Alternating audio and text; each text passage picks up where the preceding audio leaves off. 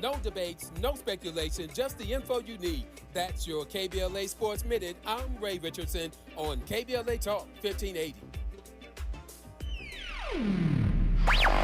All I need is one mic. With the KBLA Talk 1580 editorial, I'm Tavis Smiley. August 5, 2026. Dear LA City Council President Marquise Harris Dawson, on behalf of a coalition of businesses and residents that constitute the Crenshaw Corridor community, we write to request that a concrete timeline and resources for fully completing Destination Crenshaw within a year be developed and announced. A year is the outside time it should take, and we hope and expect that it can be finished considerably sooner. We also request the immediate establishment of a business interruption relief fund for the merchants, entrepreneurs, churches, and property owners who have borne the disproportionate economic burden of the prolonged delays associated with the Destination Crenshaw project, and a resident relief fund for the residents of the corridor who have been most adversely affected by the prolonged construction and delays associated with this unfinished development. Destination Crenshaw was presented to this community as a transformational investment in Black culture, Black commerce, and the future of South Los Angeles. It has now been 6 years since the project broke ground and over 2 years since the promised completion date. Construction has stalled with no apparent end date in sight. The Crenshaw Corridor community embraced the vision of Destination Crenshaw, but the obstruction from the delayed construction has caused prolonged health and safety hazards, uncertainty, reduced customer access, declining revenues, disruptions, and mounting financial hardship. A broad spectrum of the community expressed their frustration over these delays and the impact they have had on the community at a standing room only July 30th town hall at Bethesda Temple Church, widely covered by the media, including ABC, CBS, Fox, and NBC. The burden of these unexplained delays should not rest on the shoulders of the Crenshaw Corridor community, which acted in good faith and supported this historic project. If the city fails to provide a complete and substantive response to this correspondence within 30 days of the date of this letter, the Crenshaw Corridor community reserves its right to pursue all of its rights and remedies. Sincerely, the Crenshaw Corridor community. To read the complete letter detailing all of our demands, go to our website at KBLA1580.com. With a KBLA Talk 1580 editorial, I'm Tavis Smiley. As always, we welcome your feedback.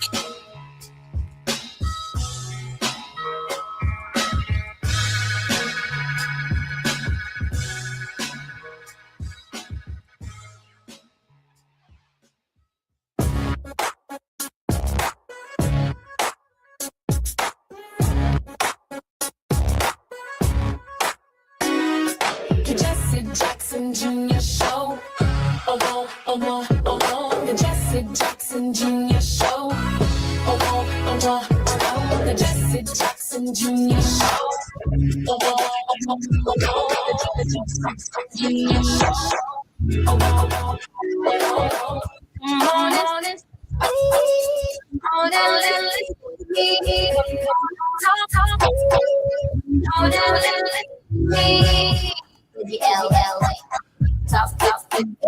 I'm Jesse Jackson Jr. Welcome forward to the Jesse Jackson Jr. Show. We are now in the World House with Dr. Johnny Mack, the drum major and the unenforceable. Last week, Dr. Johnny Mack sat in the chair and taught us that violence has three faces: direct, structural, cultural, and that we have spent 60 years answering it with only one. Today we go further into the essay because there is a question underneath that framework that we did not get to, and it is the older question. It is the question of what is wrong with us. I heard Al Sharpton preach that sermon most recently at my father's funeral. 2 months before they killed him, Dr. King stood in the pulpit at Ebenezer and preached a sermon called The Drum Major Instinct. He said, there is something in every one of us that wants to be first, wants to lead the parade, wants the recognition, the applause, the name on the building. And he was not preaching at the Klan that morning. He was preaching at his own congregation. He was preaching at us and at himself. He was preaching to the selfie generation. He asked that if anybody was around when he came to the end of his days, they not mention his prizes, say he tried to be a drum major for justice. 2 months later, that recording was played at his funeral. Now, Dr. Mack says something in this essay that I want you to hear.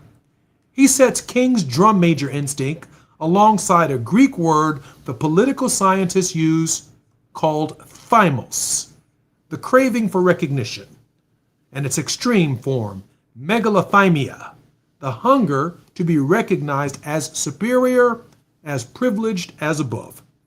Thucydides called it and said the law of nature is to rule wherever you can. Hobbes saw it and said life is solitary, nasty, brutish, and short, all against all. Fukuyama says it's humanity's greatest challenge. King gave it a church name. He called it a drum major instinct. And he said the cure was not to kill the desire, but to harness it, to want to be first in service. Here is why that matters this afternoon. If the disease is the hunger to be above other people, then you begin to understand why Dr. King said what he said about our movement's greatest victory. In 1962, in his address on the ethical demands of integration, he drew a line that most America has never bothered to learn. He said, integration is the end.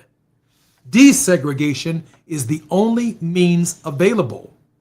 Desegregation is what a court can order. You can litigate that. You can enforce that. You can send troops. Integration, what he called the equality of oneness, no court on earth can order. It requires what King called obedience to the unenforceable.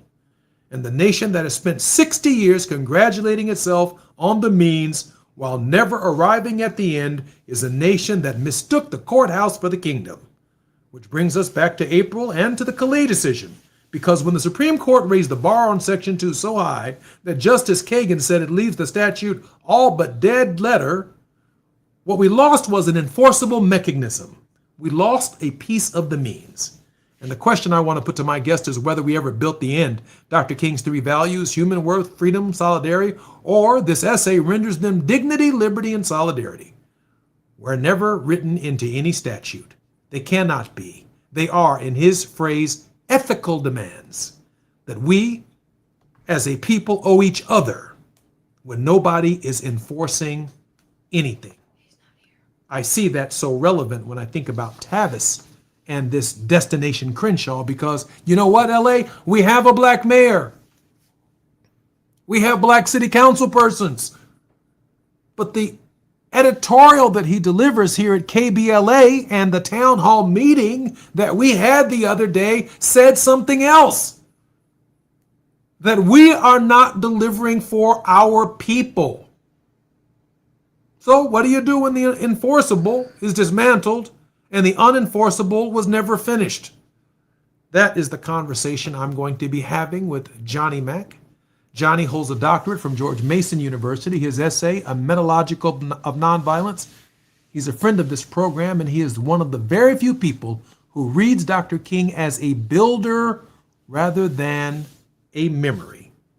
When we come forward in just a moment, Johnny Mack will be our very special guest on the Jesse Jackson Jr. Show, a philosophical conversation with one of the best and brightest who's ever done it, Dr. Mack, a mentor, a friend, and an amazing person to learn and listen to. More on KBLA Talk 1580 when we come forward. It's afternoon drive time with Jesse Jackson Jr.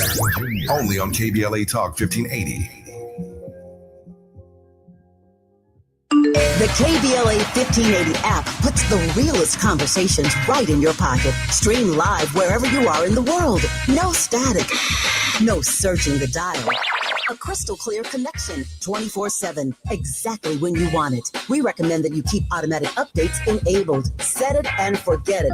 So the app stays up to date with store requirements, bug fixes, and new features as we roll them out. Download the KBLA 1580 app today and stay plugged into the conversation everyone's having.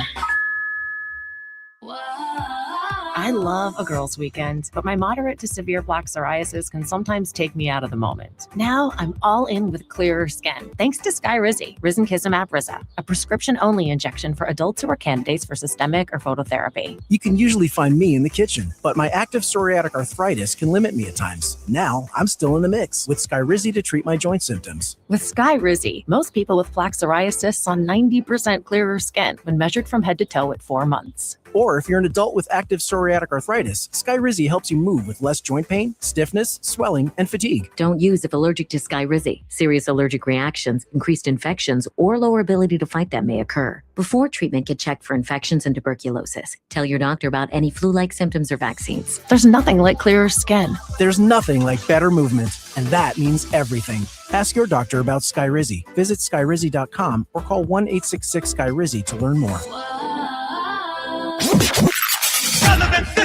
You have something to say, and we want to hear it. KBLA Talk 1580 is engagement radio, not outrage radio. A place where your hopes, your frustrations, and your ideas are welcome. 24 hours a day, 7 days a week. Real talk, real people, real Los Angeles. KBLA Talk 1580, the station that sounds like the city looks. Tune in on your AM radio dial at 1580. Download our free KBLA 1580 app or listen live on our website at KBLA1580.com. Unapologetically progressive.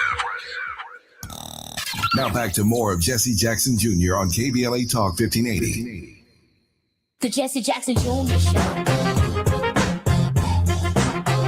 The Jesse Jackson Jr. Show. The Jesse Jackson Jr. Show. The Jesse Jackson Jr. Show. King Folly, drop the beat. Come on and talk with me. Come on and listen to me. Come on and talk with me. Come on and listen to me. KBLA Talk 1580. Download that.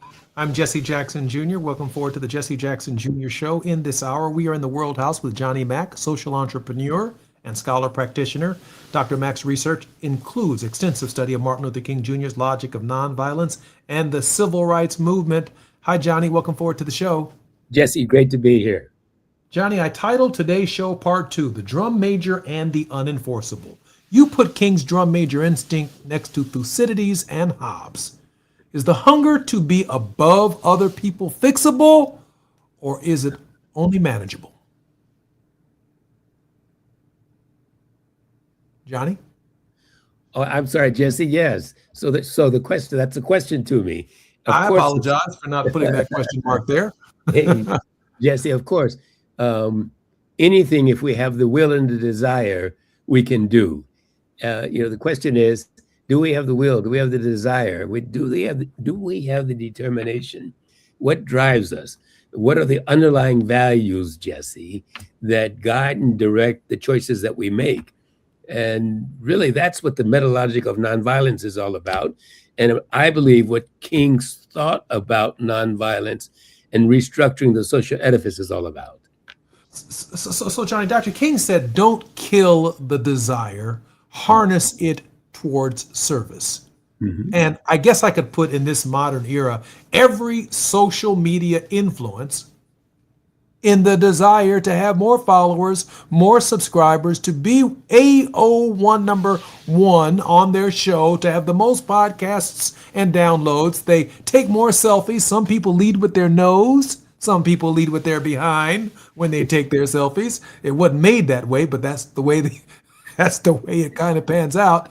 I'm wondering, Johnny, can you harness all of the energy to service and not to the need to be over other people? Well, surely King was an espouser of doing good, of serving others, and service is important. We talked about this in our conversation last week. Service is key. It's essential. It's good for the soul.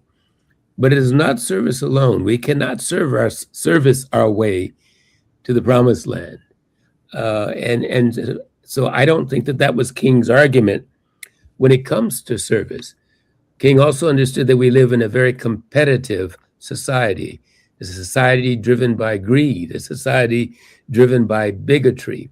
And he understood that if we cannot harness and control that propensity toward greed and that propensity toward rivalry, then we couldn't really solve the dilemma that we find ourselves in an unjust and unpeaceful world. Making that change, once again, is not one about a day on where we paint fences and pick up trash, fix up playgrounds, but it's a 365-day commitment to creating a world of just and peaceful institutions and laws and policies and processes. Johnny, let me ask a question, a definitional question, because I think our listeners need to understand it, because I've heard the discussion too much and the debate over most of my adult life too severely. Help us understand what Dr. King is saying here. Integration is the end. Desegregation is only the means. What is Dr. King trying to tell us? It's a really important question, really important statement. So desegregation only addresses part of the problem. We can desegregate without integrating, without bringing us together. And so you sit in your corner of the room in a desegregated room, and I sit in my corner of a desegregated room, and we never come together in our world house, in this global house that King is challenging us all to create. So the question is, how do we move from merely desegregating the space, the opportunities, the benefits that our social organization provides, and integrate us as one human family, where we all participate with equal opportunity? That's the fundamental difference between the two. It's not enough to simply say, okay, you can come in and you can participate in this corner with these particular sets of rules and roles and benefits, while someone else gets an entirely different set of benefits and rules and roles. I hope that. Let me try and press for even further definition. So if segregation is the law, by law, blacks have to sit in the balcony and white folks get to sit up front. If segregation by law, but segregation can also be voluntary. That's That right. is, I go to a predominantly white school and all the blacks sit at the same table. We've desegregated the institution, but when it comes time to lunchtime or dinner time in the school cafeteria, all of us make a cultural or a tribal move to sit around a table. That's voluntary, because at least the state school is not locking you out of the educational institution. That's segregation by law, de facto, and de jure. That's right. Then there is desegregation, which I call the movement. That is, either we're going to boycott, we're going to picket to make the ideal of integration possible, but desegregation doesn't get us there. That's a movement, and the way in which we conduct the movement actually makes integration more possible, because if I desegregate violently with a gun or lynching somebody or hurting somebody, there are untold and unborn generations who are going to be the beneficiaries of those acts of violence and lack of trust. So the way in which we desegregate is a factor in overcoming legal and voluntary segregation. Every now and again, someone gets up from the black table in the lunchroom and goes and sits with some other folk. Yeah. Now, on this question, however, Johnny, of integration, that's in a different spiritual realm. where if I'm on a boat with you on July 4th, we are so good and so cool that everybody's going to make it home tonight. And there is no chance that there is a conspiracy or a tape or everybody lawyered up and everybody got quiet because this is my best friend. He's the only one who happens to be black who comes back deceased. Talk to me, Johnny. Well, now, Jesse, you've laid out a number of very difficult, frankly, challenges. The means is found in the end. And so desegregating violently gives us a nonviolent end. Even attempting to so-called integrate violently as a means gives us a violent end. I think that the question here is, how do we recognize the humanity that we share in common, Jesse? That's the issue. How do we move away from what I've been calling, and I think King recognizes, as the bigotry that otherizes other people, that ostracizes other people, that makes them less than? Those are the challenges that we are confronted with. And those challenges, Jesse, are embedded. They are embedded in the very woof and warp, the fabric of our social interactions. They're embedded in our culture. They're embedded in how we promote and communicate what is acceptable language, even in how we educate, how we divide between the left and the right. All of this has become part of our narrative of some are better than others. And we find this not only in terms of racial, but in terms of economic and cultural frameworks that constitute the world house. You cite in the paper Claiborne Carson and an important question that is raised about nonviolence. Can nonviolence be more than a personal commitment? Can it be a form of routine political power? Johnny, answer Claiborne's question for us. Well, first of all, share with everyone who Claiborne Carson is. Well, Claiborne Carson was, in my opinion, or is, in my opinion, the preeminent scholar on King's utterances, his writings, his speeches, what is commonly called the King Papers Project, which Mrs. Coretta Scott King asked Dr. Claiborne Carson to gather and to create the Institute of the Martin Luther King Nonviolent Institute at Stanford University. Claiborne Carson served in that role for 30 plus years and recently retired. He and I worked together at Stanford for a few years, and it's how we birthed this idea of the World House Project, and then it ultimately became an international organization. But King's point about nonviolence becoming institutional is key. It has to be more than a thought. It has to be more than a theory. It has to be more than a spiritual commitment. It has to be institutionalized in the very framework of how we organize societies. And that's Clay's question. Is that possible? Can nonviolence become part of the very fabric of our social order, of our laws, of our policies, of how we organize and educate? And the answer has to be yes.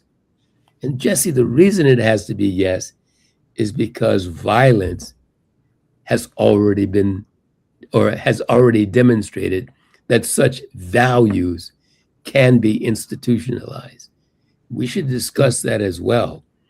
If violence can be institutionalized, and scholars recognize such things as institutional racism, institutional violence, structural violence, if we can have institutional violence, institutional racism, institutional bigotry, why then can't we have institutional nonviolence?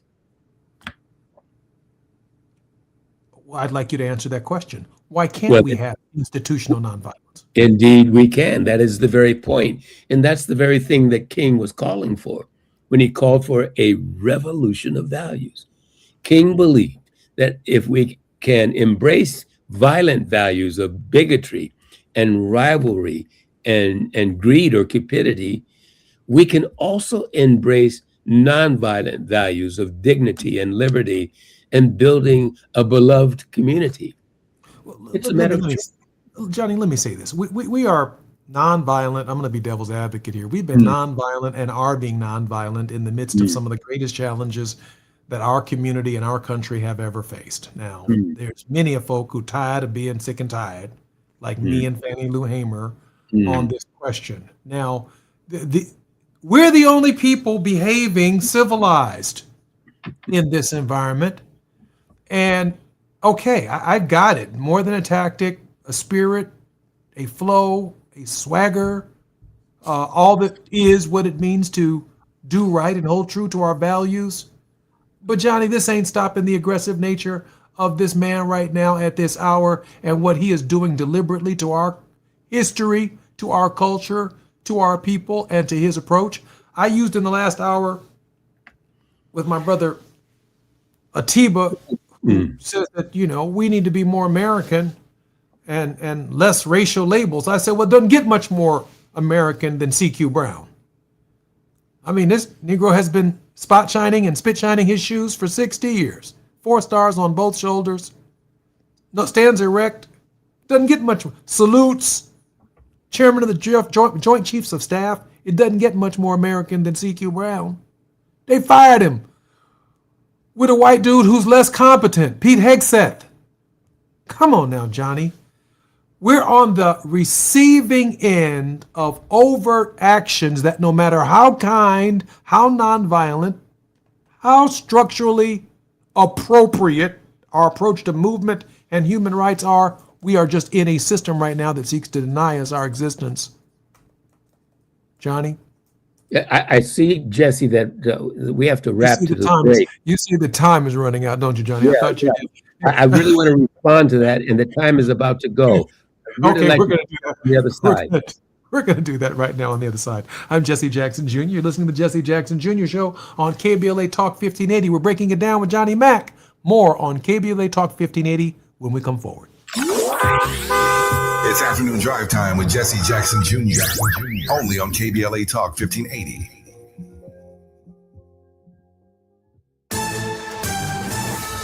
I'm Amber Payton with BIN News Now. The Senate has confirmed Dr. Erica Schwartz as the CDC's next director in a mostly party-line vote. The nomination is confirmed. The former Deputy Surgeon General and Coast Guard health official, who is Black, becomes the agency's first Senate-confirmed leader in nearly a year. Temporary protected status has officially expired for hundreds of thousands of Haitian immigrants following a federal judge's order. The change leaves those affected without legal protection in the United States. Homeland Security Secretary Markwayne Mullin says they must self-deport or risk being arrested. And Morgan State University has been ranked the 4th best public HBCU in the nation by Forbes. The rankings consider graduation and retention rates, alumni earnings, and return on investment. The magazine also highlighted Morgan State's programs in artificial intelligence, cybersecurity, journalism, and applied neuroscience. Get BIN News Now on demand 24/7 on the iHeartRadio app. For victims of drunk and drug driving, our grief is unique, but you are not alone.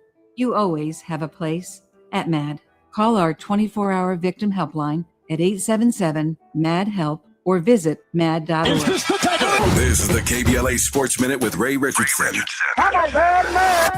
The Dodgers off day today comes at a good time. They need one. The Dodgers have lost 6 straight games after losing to the Cubs 7-6 Wednesday night in Chicago. The Cubs swept the 3-game series. The Dodgers are now 4-8 since their hard-headed trip to the White House on July 23rd to celebrate last year's World Series championship with Trump. A lot of folks, most of them Dodgers fans, told them not to go.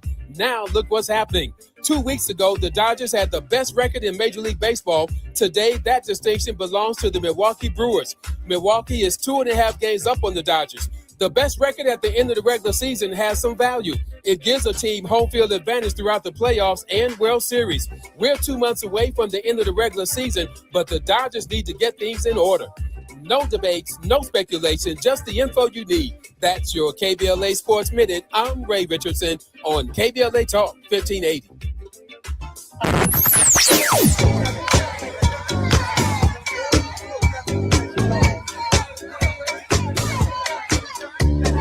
This is KBLA Talk 1580. Talk radio. That's music to your ears. We're unapologetically progressive. KBLA Talk 1580. We've got a lot to talk about. I'm Reverend Gerald, the life coach. Is someone you love struggling with addiction and mental illness? Is improving your family's health important? Want to leave a legacy that your family can grow? Are you ready to enhance your perception of life experiences? Then wake up weekends at 7 a.m. with Urban Family Focus and get the wisdom, opportunity, resources, and motivation to live your best life. Join the conversation on Urban Family Focus Saturday and Sunday at 7 a.m. Unapologetically progressive. KBLA Talk 1580. We've got your black. It's the show everybody's talking about. What's up, y'all? I'm Amanda Seals with a personal invitation for you to join me every Friday here on KBLA Talk 1580. Now, you get 2 chances to tap in, noon to 2 p.m., and again from 4 to 6 p.m. Real talk, no filter, just you and me on the highest of vibrations. Fridays only on KBLA Talk 1580.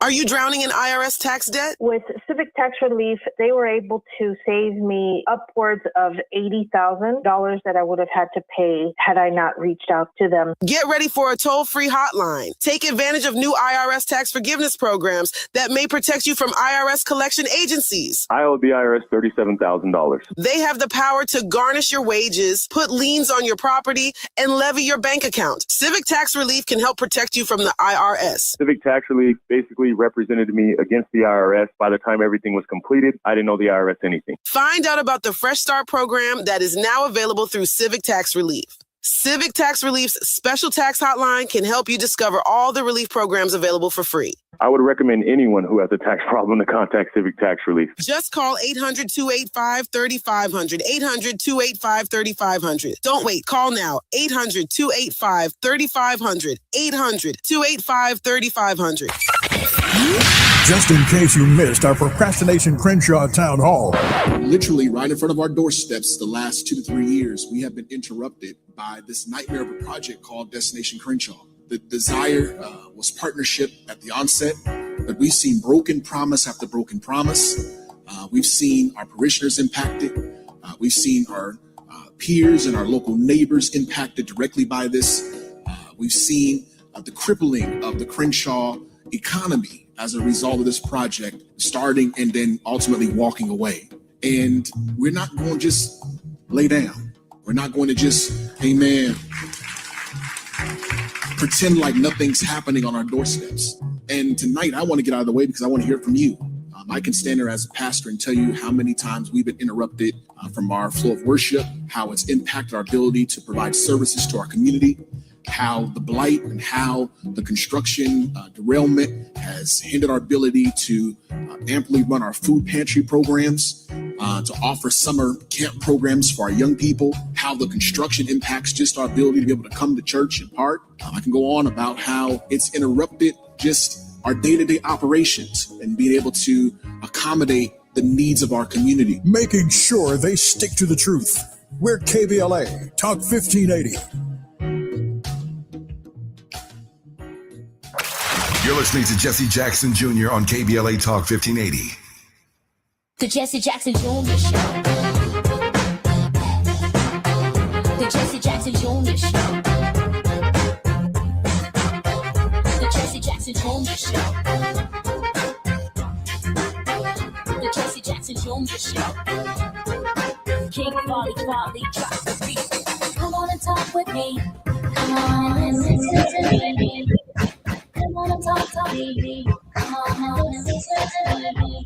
KBLA. I'm Jesse Jackson Jr. Welcome forward to the Jesse Jackson Jr. Show on KBLA Talk 1580. Some of you may have asked yourself the question, what happened to Fat Meat Fridays? Well, it is now Sizzling Saturdays with Gina Towns on Reflectivity, Beyond Black and White, the Weekend Reset, inspiring stories of survival, chasing hope, facing life's challenges together, 5 and 11 EST, 4 and 10 CST, 2 and 8 PST PM. Congratulations to Gina Towns, the producer and creator of the Jesse Jackson Jr. Show, on getting her own show right here at KBLA Talk 1580. Johnny, just before the break, you had some thoughts, and I want you to have as much time as possible on this question of where we are in the context of, for example. Well, Jesse, remember, I think we've talked about what nonviolence really is and maybe really isn't. And we've talked about how nonviolence and violence both operate in time and they operate over time. Yeah. And we tend, Jesse, to focus on the in time right now. We tend to be in time right now people.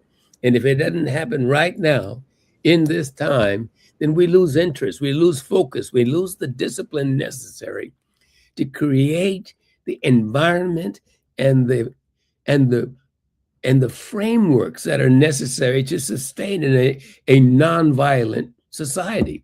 You made the argument before the break that whomever we are in this context, are the most nonviolent people in the nation, maybe on earth. Is that really true? And are we really nonviolent? Or do we simply talk nonviolence in time? Do we really understand what nonviolence is? What does nonviolence struggle look like over time? Is it an iterative process of marching and protesting and as John Lewis might say, getting into good trouble? Well, yes, it is that, Jesse. But it's not only that. The argument that we're making here, and I think King made and anticipates, is we have to understand how nonviolence operates over time. And the reason we have to understand that is those who foster violence have understood it, they've practiced it, and they've mastered it. What is it that they've understood? What is it that they've mastered? It is how to institutionalize violence over time to their benefit. I'm going to think about that, Johnny, for a minute, because it doesn't come easy in my mind. I'm saying to myself that I am bound by my Christian values, which I largely take to be, including turning the other cheek, right? And if I had to draw an X and Y axis and then draw a line through it, crossing both X and Y axis and shade it in the little triangle that's left, I'd say this is the space that I live in. And then if I drew another line through 2 or 3 of the axes, it might show other spaces that I could live in, but I can't live in them unless I take a leap of faith into those spaces, right? And then I can shade in those areas where I'm willing to risk. That would be defined by my life. Some folks never get out of just one line through the X and Y axis, and therefore it's all shaded in. But here you flip a question. You call it the reversal. Dunkelman asks in your piece what legislation can revive civil society. You flip it. You say, what kind of civil society revives legislation? That's right. Now, I'm wondering, in the 60s, if a robust civil society produced the Civil Rights Act, the Voting Rights Act, and the Fair Housing Act, what's going to have to be rebuilt for us to produce the John Lewis Voting Rights Act? What has to be, now, you just think about the way you framed the question. You said, if civil society built a framework, I'm paraphrasing now, that gave us the Civil Rights Act, the Voting Rights Act, the Fair Housing Act, if civil society did that in the mid-20th century, what is it going to take in this century to get the John Lewis Act. It's going to take civil society. That raises the question, what happened between then and now to civil society? Where has civil society missed the mark? What preparation has civil society not taken? What structures, what institutional frameworks, what organizations, what processes was civil society engaged in the mid-20th century relevant to that time, relevant to that technology, relevant to the media and economic frameworks available to them then, as opposed to what's available to us today. The argument here is civil society has not done its job and has actually given over to the private sector, we would argue, and government itself, what we as civil society ought to be doing. That's a major problem. It is we who must determine what the social edifice is, and not the market, and not government. That's Dunkelman's argument. The argument here under the methodology of nonviolence is, no, we can't rely on a top-down change. That change always comes from the bottom up. You say the direct violence went down while structural violence went up. So has America gotten less violent or just quieter about it? It's a really good question. Again, you read the paper. So I think it's Piketty who writes the book about how violence has decreased, but he misses the point of what's happening in terms of direct versus indirect violence. That is, the direct physical violence versus the indirect institutional and structural violence. So as the social order has suppressed direct violence through policing and other forms of state control, follow me carefully, and that violence has decreased, other forms of violence institutionally have increased. Think about the prison industrial complex, for example.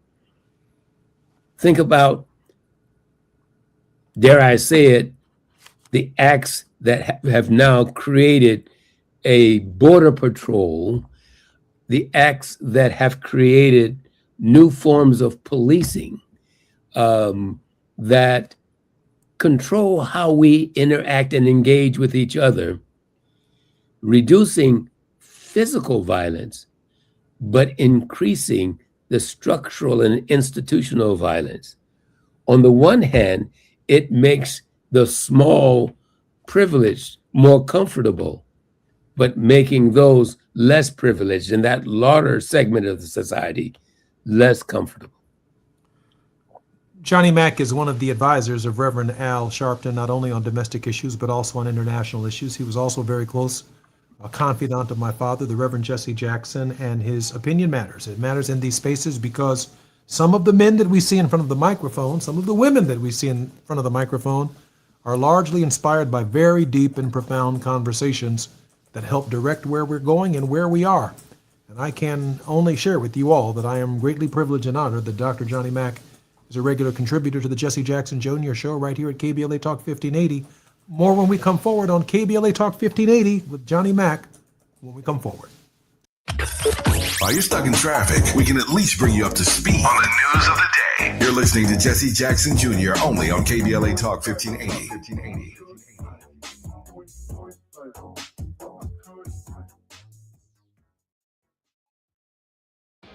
You're still glowing, flirting, grooving. You've still got it. But your immune system weakens as you age, making it harder to fight illnesses like pneumococcal pneumonia and RSV. Vaccines are a key part of any health routine and can help protect you from getting really sick. Ask your doctor or pharmacist which vaccines you need. See more at PfizerForAll.com. Sponsored by Pfizer.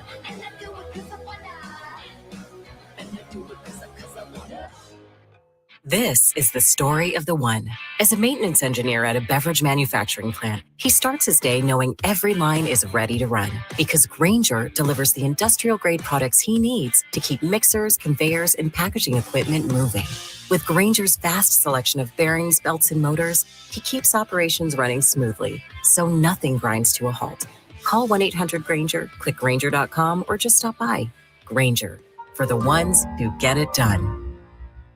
Roger and Tracy saved over $18,400. Cynthia was recovering from a family tragedy and saved over $10,300. If you are drowning in debt, then call Debt Blue. Debt Blue is a professional debt negotiation firm with over 20 years of experience helping people pay back a fraction of what they owe. Learn how to cut your debt up to half or maybe more. Be debt-free in 24 to 48 months, even with bad credit. With an A+ rating from the BBB, you can rest easy knowing Debt Blue is going to deliver guaranteed debt reduction. Debt Blue offers a success guarantee.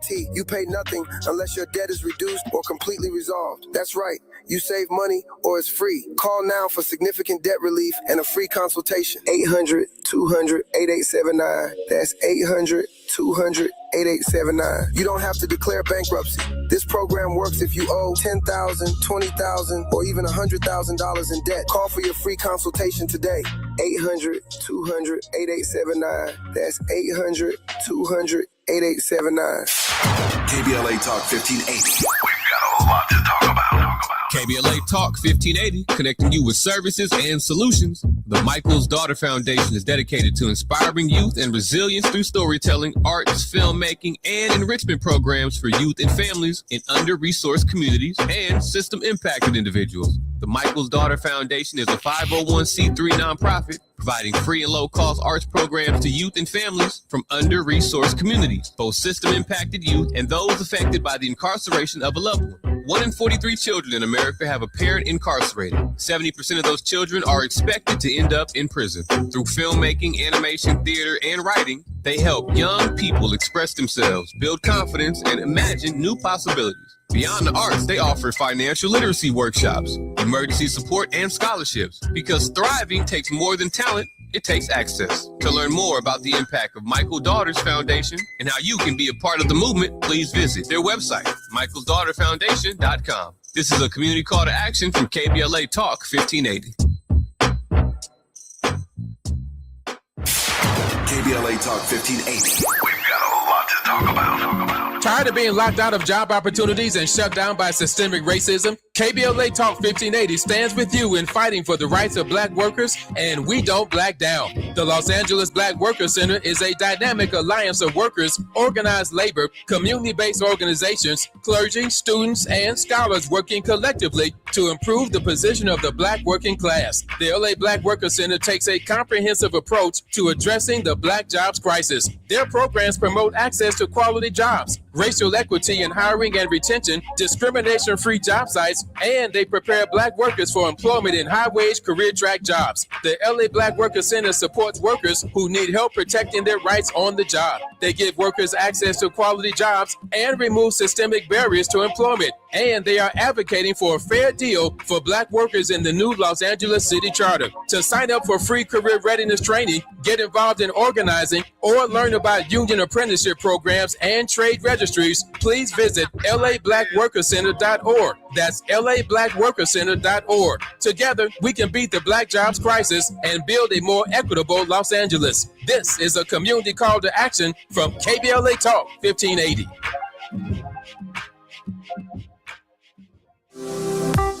It's never too early to start talking about money in realistic ways with your kids. JP Morgan Chase navigates how to educate your kids now about creating long-lasting, healthy money habits. Whether your kids are in elementary school, high school, or college, now is a great time to start a conversation about ways to create healthy money habits as they grow, ultimately benefiting their financial future.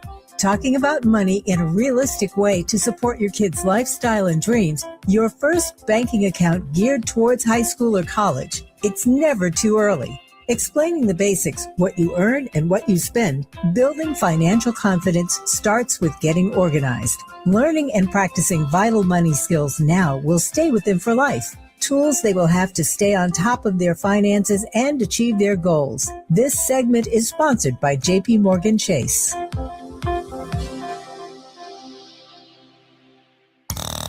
Now back to more of Jesse Jackson Jr. on KBLA Talk 1580. The Jesse Jackson Jr. Show. The Jesse Jackson Jr. Show.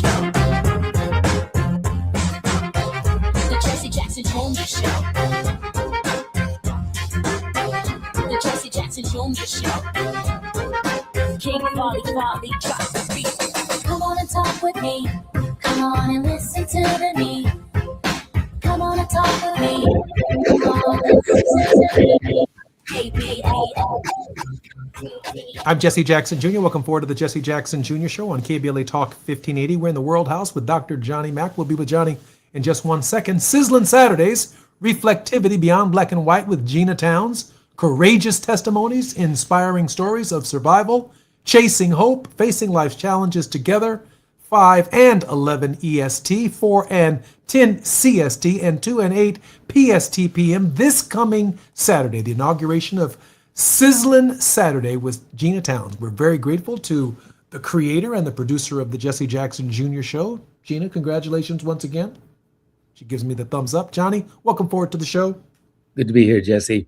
Johnny, how can we support your work? Well, Jesse, our website is the World House Project, theworldhouseproject.org. You can make a tax-deductible donation to our work through that website.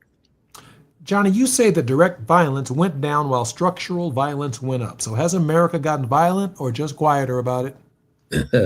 And Jesse, I think I attributed that to Thomas Piketty. It's actually Steven Pinker in his book, The Better Angels of Our Nature. And he talks about how violence has decreased or